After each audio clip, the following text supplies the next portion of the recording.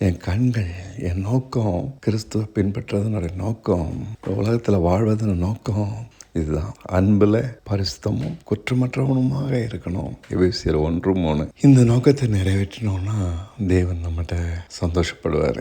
அவரை பிரியப்படுத்துகிறோம். அன்பு, பொறுப்பு எடுத்துக்கொள்வது, நம்முடைய வாழ்க்கையை பரிசுத்தமாக வச்சுக்கவும், மற்றவங்க குறைகளை ஏற்றுக்கொள்வதும், அதான் அன்பு. மற்றவங்களை கரெக்ட் பண்ணுறது அன்பு இல்லை. அது டீச்சர் செய்கிற வேலை. யாருமே டீச்சராக இருக்கலாம், ஆனால் மற்றவங்களை ஏற்றுக்கொள்வது தான் இயேசு கிறிஸ்து. அவங்களுடைய குறைகளோடு ஏற்றுக்கொள்ளணும். அவங்களுடைய தவறுகளை நம்ம சகிச்சுக்கணும். அவங்களுக்கு தப்பு செய்வதற்கு ரைட் இருக்குது, அதை சகிச்சு கொள்ளக்கூடிய ரெஸ்பான்சிபிலிட்டி எனக்கு இருக்குது. குடும்பம்னா அப்படிதான். பிள்ளைங்களுக்கு உரிமை. அவங்க உடைப்பாங்க, கிழிப்பாங்க, நாசமாக்குவாங்க, விளையாடுவாங்க. நம்ம சம்பாதிக்கிற பொருள்களை வீணாக்குவாங்க, நேரத்தை வீணாக்குவாங்க, படிக்காம பொழுது வீணாக்குவாங்க, பொறுப்பு இல்லாமல் நடந்துப்பாங்க. அவங்களுக்கு பொறுப்பே இருக்காது.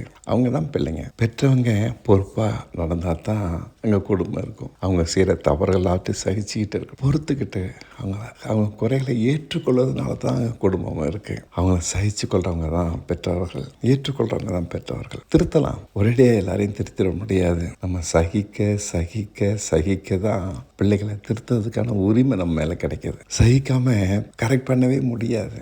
யாரையும் திருத்துறது நம்முடைய வேலை இல்லை. நாம் அவங்க சகிக்கிறத பார்த்து அவங்க திருந்துவாங்க.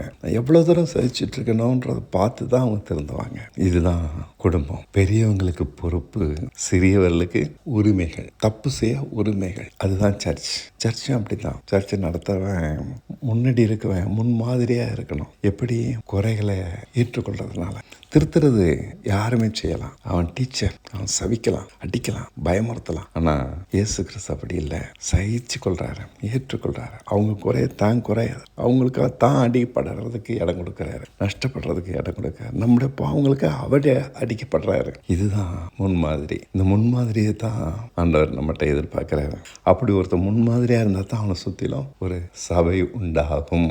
பலகீனங்களை நம்ம பொறுத்துக்கணும், அறியாமையை பொறுத்துக்கணும், மற்றவங்களுடைய குறைகளை நாம நிறைவாக்கணும். குறைய பேசுறது அவன் முட்டாள். மற்றவங்க குறைய பேசுறவன் முட்டாள். மற்றவங்க குறைய நிறைவாக்குறவன் தான் கிறிஸ்துவை பின்பற்றுவன். நீ இப்படி இருக்க, அப்படி இருக்க, அப்படி இருக்க, இப்படி இருக்க, எல்லாரும் தப்பாக தான் இருப்பாங்க. அப்போ அங்கே சபை இருக்காது. சபை எங்கே இருக்குன்னா மற்றவங்க குறைகளை நிறைவாக்குற ஒரு இடத்துல தான் சபை உண்டாகும். எல்லாருடைய குறையும் நான் அது பொறுப்பு, நான் அதுக்கு பொறுப்பு. அப்படி இருந்தால் தான் ஒரு அம்மா தன் குடும்பத்தை காப்பாற்ற முடியும். தப்பு செய்கிற பிள்ளைகளாத்தையும் சகிச்சுக்கிட்டு போய் மன்னிப்பு கேட்டுக்கிட்டு அவங்க செஞ்ச தப்புக்காக, அப்போ தான் அவங்க குடும்பம் அங்கே வரும். தப்பு செஞ்சுட்டான்னு பிள்ளையை விரட்டிட முடியாது. இதுதாங்க குடும்பம், இதுதாங்க சபை.